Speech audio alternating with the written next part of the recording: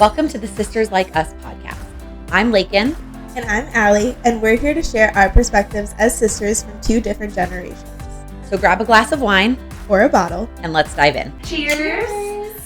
Welcome to episode 14 oh my gosh, of the Sisters Like Us that's podcast. Crazy.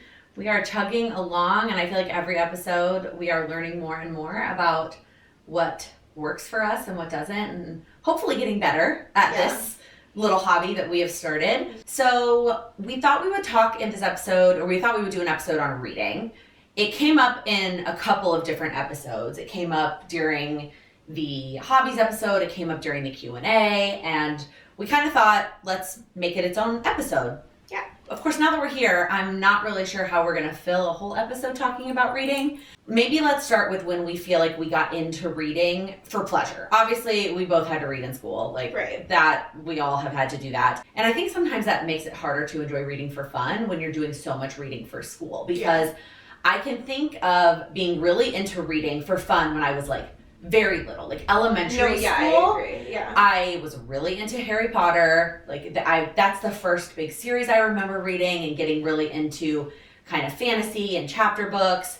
And that was like, I would go into my room and stay up all night reading. And then of course there's a time frame where you're reading so much for school in high school and in college that then you're like, I don't want to read for fun outside of that. Yeah. So I definitely had a reading lull after that. Yeah, I would say like I didn't really even get into like reading for pleasure until like COVID. Oh, interesting. What do you think sparked that? If you listen to the previous episodes where we talk about like hobbies and stuff, I was talking about how I used to do creative writing, and I think that like getting back into that during COVID got me more interested in like reading again. And because I feel like recently, like since COVID, reading has become more of like a trendy thing. Yeah, well, book talk, right? Make it a thing. Yeah.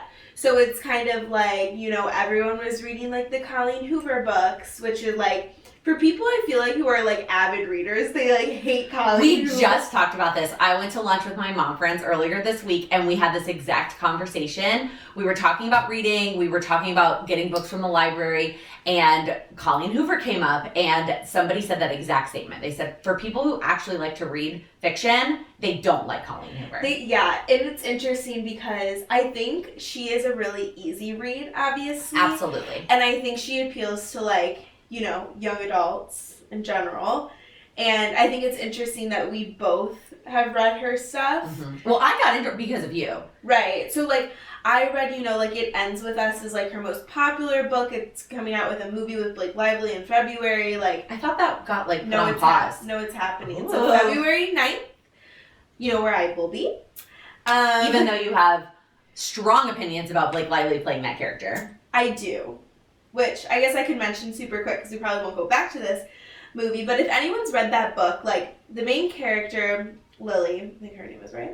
Lily? I don't remember. Oh my god, I don't remember. And, like, she's, like, a young, in her early 20s, like, redhead. And I just don't picture Blake Lively. Like, not that she doesn't look great for her age, but, like, she's not in her early 20s and she's, like, known for all these blonde characters that she plays. Well, first off, you know that characters are almost always played by people older than them. I know that. I understand that. How like, old is Blake Lively? Do you even know? I think she's, like, in her late 30s, no? I have no idea. I just feel like there are so many young ginger actresses that, like, you know, like Sadie Sink and, like... I know that's who you're just convinced should be that person. No. She should be the younger version of her. Oh. The older version, I'm trying to... Abigail Cohen. I don't know who either of those people are. Well, let's insert a picture of Abigail Cohen here. If you've read her book, this is the perfect actress for it. But anyways, besides the point, that was, like, the first book I read. So then, you know, I got into Verity, which was her kind of, like, thriller romance novel, which... And what we concluded at lunch is that a lot of her books are not great, and they are easy reads, and they are good for people trying to get into reading. But she does have some really good ones. I think she does, and those two, I think, are her best. Yes, I think, like, the other ones, like, you know, they're cutesy and, like, whatever, But we tried to convince the one, like, very avid reader in the group to give Verity a shot. Yes, because I think Verity is really great. And I'm literally can see the Colleen Hoover books on your shelf right now, and Maybe Someday is actually one of her longer ones, and it gets so much hate. So I'm going to be honest, those 2 books that you're looking at, so Allie lent me 4 books. I don't remember when you gave them to me. And I've read 2, and the 2 that you're staring at that you can see, I do not want to read those because I have a topic that I don't like to read fiction about that those books have in them. I cannot do fiction about cheating. Oh. So I read the synopsis for both of those books and was like, these are not for me. When I'm reading fiction, I want to relax and I don't want to think about stuff that reminds me of my past. Yeah, that's interesting.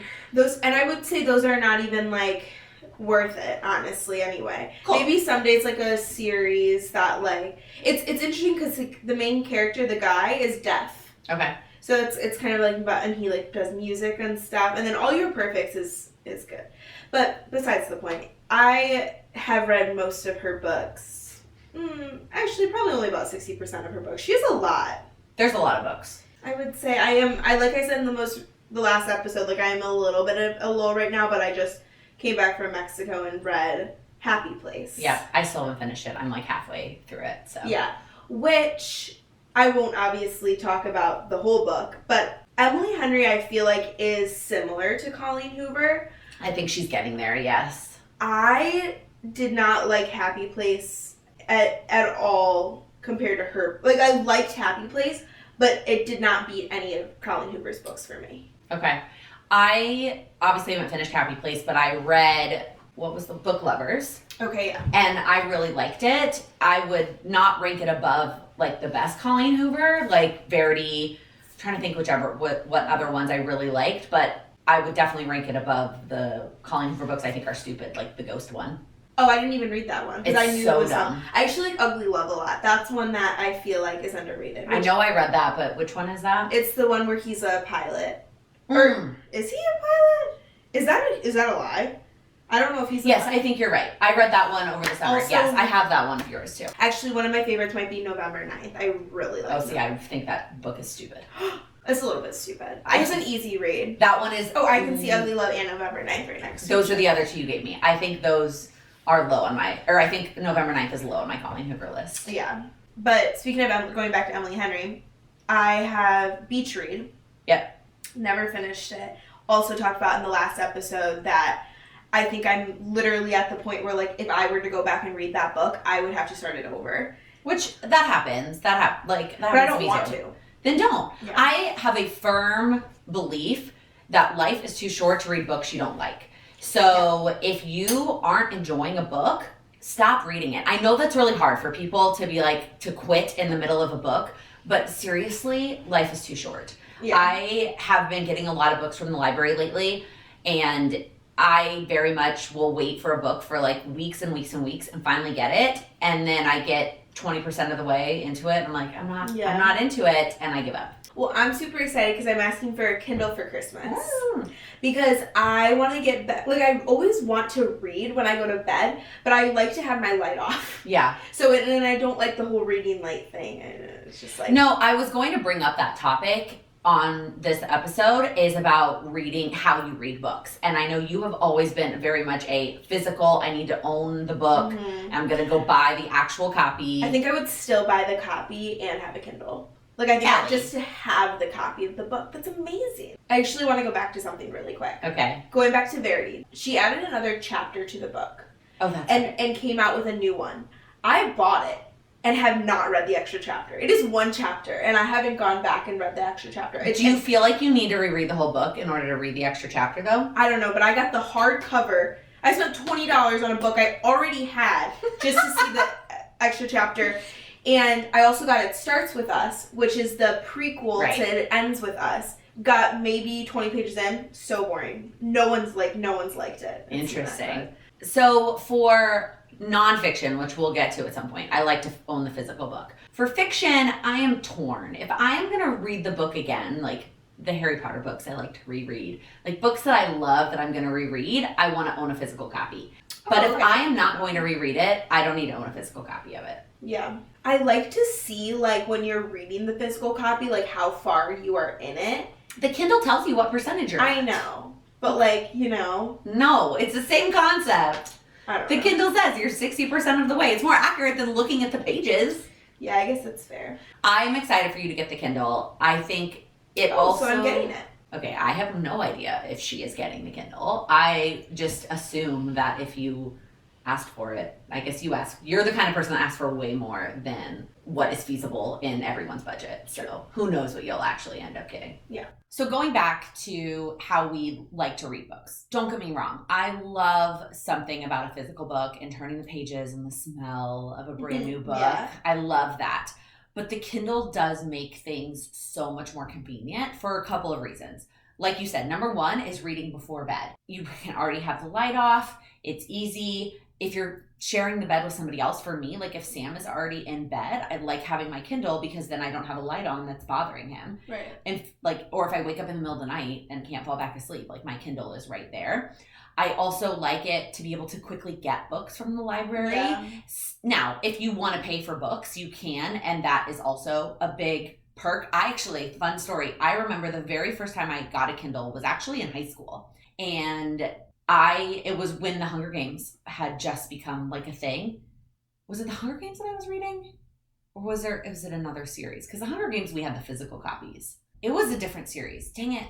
That kind of ruins the story because I don't remember what book it was. But I was reading a series on my Kindle, and it was Christmas morning, and nobody else was up yet. And I finished book 1, and I could just immediately go to the app store and download book 2 and go and not even break my momentum of reading and go straight into book 2. It was awesome. That sparks memory for me too. I actually did have a Kindle as well. I had a Kindle Fire, so I actually had like the fancy one, like that was. It was like almost an iPad. It was almost an iPad. Again, that kind of defeats the purpose of me reading it dark. I could just read on my phone if I'm going to do that. You know what I mean? Yeah, it's still bigger than the phone. But again, I have an iPad, so I can just read it on your dude, the Kindle app on your iPad is the same concept as like the Kindle Fire. Yeah. So like when I was younger, I used it mostly to like watch TV and stuff, or like road trips and whatever, and play games. But now that what you said about when Hunger Games came out, whether that was the book or not, I actually read all the Divergent books when I was younger because that was my favorite trilogy. Maybe that was the book I moved on to the second one. I don't know. I think I said this in the movie and TV episode, but when Divergent came out in theaters, I literally read the Divergent book in 2 days just so I could go see it. Yes, you did say that. Yeah. I love that series. That's still my favorite trilogy. Such a good series. Such a bummer about the last movie. Yes, it's such a bummer about the last book too, but still. No, I don't hate the book. Okay. Anyways, another big perk of the Kindle too is when you're traveling. Again, there is something special about sitting on a beach with a physical book in your hand, but if you're going on a longer vacation, it doesn't have to be like, let me pack all of the books. I have no idea how many I'm going to read. Yeah. You can make sure you have plenty on your Kindle and just take your Kindle with you. It's so much easier. This is not sponsored by Kindle. Oh, not even. I mean, if you want to, Amazon Kindle, give us a call. Huge fan of my Kindle. That's so funny. It feels like an ad. It's not. Like, she doesn't even have one yet. This is the perks of a Kindle. But I think just getting used to reading digitally for you is going to be a shift. But I hope that you enjoy it. Me too. We need to get you hooked up also with the library card and the library app so you can get books that way. Okay. Yeah. And so you're not spending $10 a book every time you finish a book. That's fair. Okay. Yes. Let's finish up fiction before we move in to nonfiction, which is where I would talk about audiobooks. And the look on Ellie's face. No, I know you're not a nonfiction reader. Or an audiobook person. Or an audiobook. Okay. I want to finish fiction before we move into that though. So any other fiction authors or series that you absolutely love that you could reread over and over again? I think I know this is basically is a Colleen Hoover episode, but for the avid readers who don't like her, there are so many books of hers that I've read that I really genuinely would reread. They just hit something with me. I just like them a lot. I think Regretting You is one of her really great books. Mm-hmm. I don't know if you read. Yeah, you did read that one. Just that one was unique, cool concept. She has a couple of those. She has some that are okay. Yeah, some of them feel like the same thing over and over again, but the couple unique standouts are very good. I agree. Yeah, I think my next series is going to be the Thorn of whatever. Court of Thorns and Roses. Yeah. So I was going to bring that up. I have read her other series, which is called Throne of Glass. Love. Have read it twice. Oh. Love. Like. Should I have gone that route? Well, let me give you my thoughts and what I know about both, and then you can go from there. Okay. So I love Throne of Glass. Like obsessed. And what I've heard is that the other one, the Court of Thorns and Roses, is more fantasy-ish, like more the lore of a fantasy book, as opposed to not that Throne of Glass doesn't have fantasy in it, because it absolutely, like fantasy and magic, it absolutely does. But it's, especially at the beginning, it's a little bit more real life. Mm-hmm. So I absolutely loved it and recommend it all the time. I tried A Court of Thorns and Roses and could not get into the first book. But I've also heard the first book is hard. I've heard the first book is tougher to get into. And then once you get into it, it's so worth it. Yeah, so I actually got the recommendation to read it from my friend who we were writing a book together, the friend that I was talking about before. And she was like, it's just like so up your alley because like our book that we were writing was like a fantasy, like fiction hodgepodge of things. And so, yeah, I'm struggling to get into it for sure. But you started it. I mean like 2 chapters in. Okay. Yeah, I think I made it on it's just the Kindle. It is. At the beginning. Yes, there's so many characters and it's a little confusing. And the names are just like, I'm like, what is happening? And you have the physical book. I do. Because I tried to read it, or I think I bought it. I don't remember if I bought it or if I got it from the library. I tried to read it on Kindle and I just couldn't, without being able to flip back. That is a one con of a Kindle, is if you want to flip back and reference like, oh wait, what was that person's name? Or what was, I remember them talking about this. You can't flip back to pages as easily. And so I felt like having the physical copy of A Court of Thorns and Roses would help me. But sounds like you're still struggling a little bit. I am. But I also I've just struggled with having time to read too. Which That's I fair. guess we can. Yeah, we could talk about that. I also love a lot of those, the genre that is like Hunger Games, Divergent, what is that called? Where it's like futuristic, but, dystopian society kind of books. Oh, yeah. So obviously the Hunger Games and Divergent are well-known ones. I also love, did you ever read Uglies? Yes, and I did a book report on it when I was in middle school. Yeah, it's an old series. I had so much fun with the book reports because I'd make the little PowerPoint with the music in the background. I loved that series. The Selection, have you ever read those? No, I haven't, but I wanted to. I actually, with the Uglies, if you haven't read it, you should. It's a great book. Yes.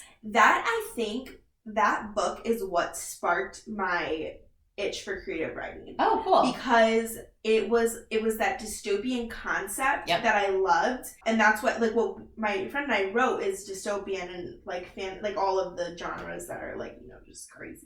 There is another one that falls into that category. So I have them all on my Kindle, which another perk of the Kindle, you can lend books. So once if you get a Kindle, I can lend you my selection books. I have all the selection books. I have all the Uglies books. I want to reread Uglies on my Kindle. And there is another one of those series, Matched. Yes, also think I tried to read that in middle school. Maybe I didn't finish it. I don't know. I don't remember. I mean, they're worth rereading anyway. Yeah, they are. I reread them all the time. So I have all of those, the whole series on my Kindle. Okay. And Throne of Glass. I can lend you that one too. I have all of that. Amazing. Yeah, I bought that at one point. Amazon was having a sale where you could buy the whole Throne of Glass bundle, like all 7 books for I don't know, $7 or something stupid. I'm trying to think if there's any other fiction I highly recommend. I'm pulling up my Goodreads app. Do you use Goodreads? I do, but my phone's not with me. Oh, that's okay. Okay, nothing jumped out at me, but Goodreads did remind me that we had tried to start a book club. Yeah. And whose idea was that? Okay, let me rest my case. I had decided to start a book club with us, our mom, and then Lindsay, who will be on here soon, which is our future sister-in-law. And then I got a new job, and then it was just a little bit hard for me. I started my new job, and then the people at my work were also doing a book club, and then I got stressed. She prioritized them over us. It was my first week. I got stressed. I didn't know there was just a lot.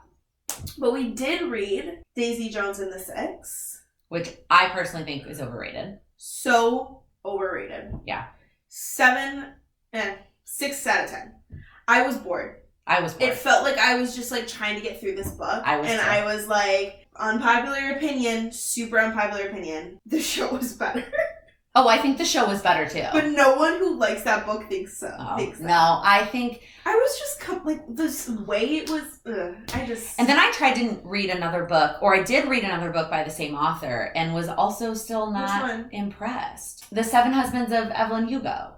So that's what we tried for book 2. You didn't like that either? I didn't dislike it, but I didn't love it. Oh, I have that book and I still haven't read it because that was supposed to be the second. That was supposed to be our second book that we purposely timed because Lindsay was going to be out of town. She was going to be in Italy getting engaged to our brother, and she'd already read it, so it was going to be just me, Mom, and Allie, and that's when Allie quit. So then that just ended up being me and Mom read it together, and yeah, it was just okay to me. And I've heard people rave about her books, but I haven't yet to find one I really love. Yeah, I just like have an issue with like reading on a deadline. I'm not really about it. It reminds me of school. Okay, so then book clubs are not for you. Correct. Good to know. I am going to delve into nonfiction a little bit, even though you definitely have not read any. This is not going to be a conversation so much as a soliloquy. Have you ever tried to read nonfiction? No.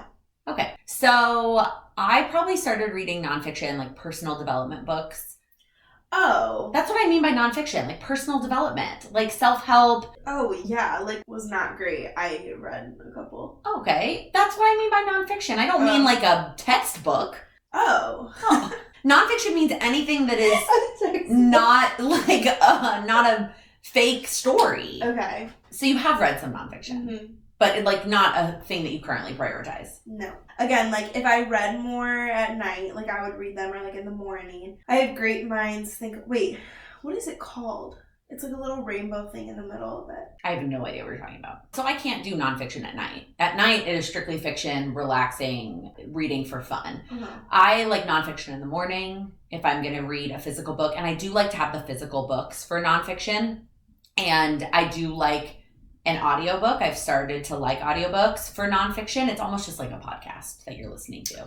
Yeah, I think that's the thing about audiobooks. I could never listen to a fiction me story neither. On an audiobook. Well, that said, I am currently listening to Harry Potter. That's what Lila and I listen to during our nighttime feeds, is we listen to Harry Potter on audiobook, but that's different because it's a reread and I know the story very well. Right. So that one I feel like I can get away with, but a fiction book I've never read, I don't want to listen to it. But nonfiction, I like either the physical book or the audiobook. I don't like nonfiction on Kindle because I want to be able to highlight or write things. I don't want to be on my Kindle. So that is where I differ. Okay. On my type of book preference very much depends on what the book is that I'm reading. The nonfiction books I always recommend when people ask, The Lazy Genius Way is one of my all-time favorites. I think everybody and anywhere needs to read that book. I'm trying to look at my shelf. Atomic Habits. Atomic Habits is good. It's a lot. I know that's like one of the most popular ones. Are you looking at my shelf? Yeah, I've just heard of that. And I know there was that a really popular one, like You Are a Badass. Yeah. I don't think that book is that great. Yeah, that seemed like a trend. Oh, yeah. I really like personal development nonfiction books. I also like to read nonfiction for business. I read a lot of business-focused nonfiction books, too, to help me in that regards. Yeah. So I think that generation-wise, like, being 9 years apart, like, we kind of still like the same kind of book. But then I feel like there's that, like, difference between, like, you, like, read a little bit more nonfiction. I never got into Harry Potter. Yeah, you're too young for Harry Potter. So... Well, there's people I know that, like, read all of Harry Potter, but, like, it wasn't my... But are they as, like... the movies were out. So, like, I was like, okay, well, I'm just going to watch the movies. I read the books before I watched the movies because that's just how they were released in my childhood. And same thing with Twilight. Like, you had all the Twilight books, and I didn't read any of the Twilight books, but I watched all the movies. Yeah. So, that's kind of, I feel like, where the real, like, generational... No, you're right. You were less inclined to read those books because the movies, by the time you were old enough to read them, the movies were already out. Like, for Harry Potter... The first book came out, I was a couple years behind the main characters. The movies came out, I was almost the exact same age as the main characters. So I would read the book and then watch the movie when they came out, and that just didn't make sense for you. Right. That definitely is a generational difference. I also think your generation is more into audiobooks, and maybe that's just you're not into them, but I do think that's something. I would agree. I know a lot of people that do use audiobooks. I just, like, there's one thing for me to go away from, like, having a physical copy to a Kindle. Going from a Kindle to just listening to it on my AirPods. Not happening. No. I also think your generation does read books also that, not, I guess mine does too, that are just super trendy. Like social media is talking about this book and we're all going to read it. But my generation has done that too. Something I like to do is like, if I'm like reading, moral of the story is like, my favorite genre is like romance, fantasy, fiction. Love all it. those things. But I love to like look up like what people would think the cast would look like so that I can like picture, like obviously you picture someone, but like then you can really picture it, like Scott Eastwood as blah blah blah, like, you know, just like. So let me ask you a question. Do you like to know that before you start reading the book? No, like I'll get to know the characters first and then I'll look something up like that. Okay, so same. I want to develop my own vision of them before I get that. But the nonfiction book I recommended, The Lazy Genius Way, she also loves to read. And she is a huge fan of the author that does Throne of Glass, Court of Thorns and Roses. And she has like her perfect cast. Oh, yeah. Like I love that. And like that when I was writing my own book, like we used to like pick cast members for it. But yeah, and I loved how in Happy Place they had all of the characters on the front. They were so weird. On the cover of the book? Yeah. Because I obviously have the Kindle version, so I didn't see that. Has all of them like in the pool or whatever, and so like it's like a cartoon version. Yeah, oh. But it was like okay, who's the redhead? And you're like trying to figure out. Oh, who's, that's like, fun. Yeah, so that was fun. Okay, this episode has gone way longer than I thought it was going to. Yeah, but hopefully it was interesting. Obviously, let us know in the comments. Do you like to read? What do you like to read? Do you have a book recommendation? Or an easier question, what is the best book you've read this year? Yes. I think goal-wise. Oh, yes. Ooh, let's talk about goals. I would love to read like 20 books next year, which I feel like is a good goal. Where did you come up with that number? Well, most people shoot for like 30 to 40. All right. Let's call this episode.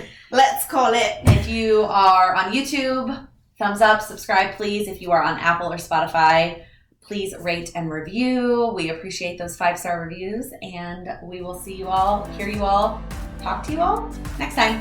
Bye-bye. So I have known people to set a goal to read like 10, and then people who set a goal to read 100. It really depends on your life. So I am a math nerd, and I like to do a rough estimate, approximately how quick of a reader are you? And you could just use the average if you want. And approximately how long are the books that you're reading? Then you do the math.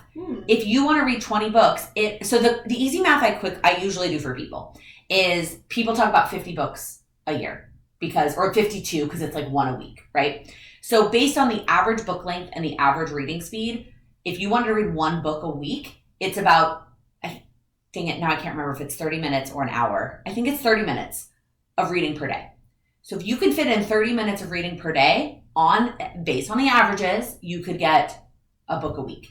But if you are reading longer books or shorter books, a week. Well, I don't know.